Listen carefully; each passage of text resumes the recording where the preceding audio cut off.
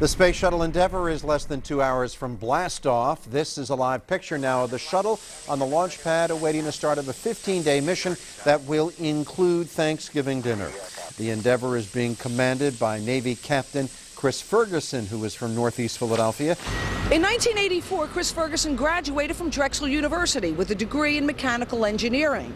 He has kept in touch with the school's engineering dean and, in fact, called him a couple of weeks ago, inviting him to Florida for the launch. In 2006, Captain Ferguson piloted Atlantis. In his final public remarks before tonight's scheduled 7:55 launch, Ferguson gave a shout-out to Drexel, the city of Philadelphia, and the Phils. Greetings to my fellow Drexel alumni. A special hello to President Papadakis and to the Dean of the College of Engineering, Selçuk Gacheri. I'd also like to congratulate the Philadelphia Phillies, one of my near and dear teams, for achieving their distinction as the World Series champions. An astronaut with deep roots in the Delaware Valley, even as he soars high above Earth. Chris and I were born on the same day, just 20 years apart. We both grew up in Northeast Philadelphia. We both went to Catholic high schools in Northeast Philadelphia. We both went to Drexel.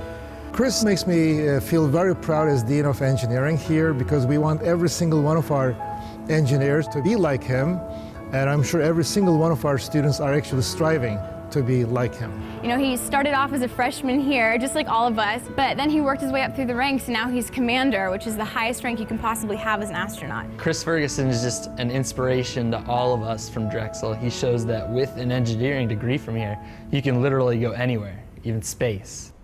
The Space Shuttle Endeavour lit the Earth below as it tore through the Florida night sky, headed for the International Space Station. During their 15-day mission, they'll turn the International Space Station from a small 3-bedroom, 1-bathroom apartment into a 5-bedroom, 2-bathroom home, big enough for 6 people. Right now, it holds 3. This home improvement mission will involve a lot of expanding and installing, but it's the installation of a very special piece of equipment that's getting the most attention. It's a complex processing system that turns urine into drinking water. Some at NASA call that the yuck factor. You know, the yuck factor is all right here in the head, because this equipment, the output, this water will be cleaner than what you get out of your tap at home. First, I'd like to introduce what we would call today's coffee. Okay, and today's coffee is, it comes in a bag, and it's a silver bag like this, and we add water to it from the space shuttle's filling assembly, and then we drink it out of this straw. Well, just this morning, we had our first sample come out of the urine processor, and we're calling that yesterday's coffee.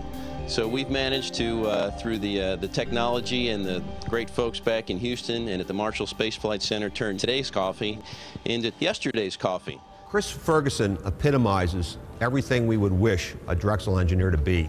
He's talented, he's adventuresome, he's determined, and he's accomplished. When I watched the launch and the landing on the video, it really sent a chill down my spine. It was really something to see.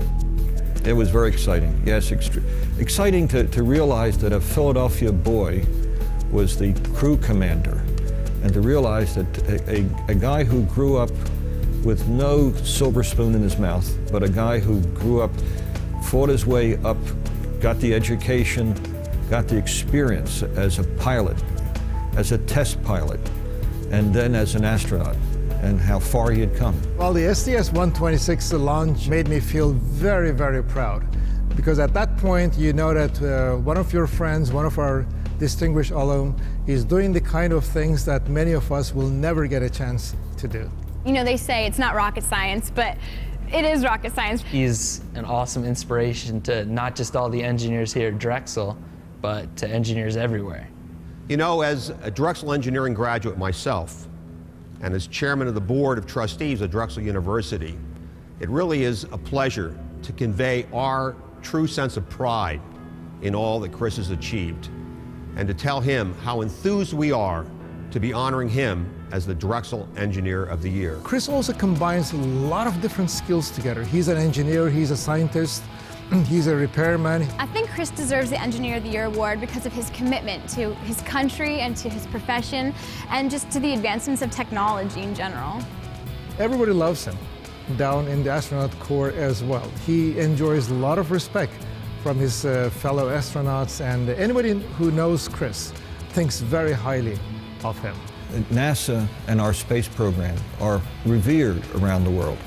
Our astronauts are movie stars around the world. They are famous.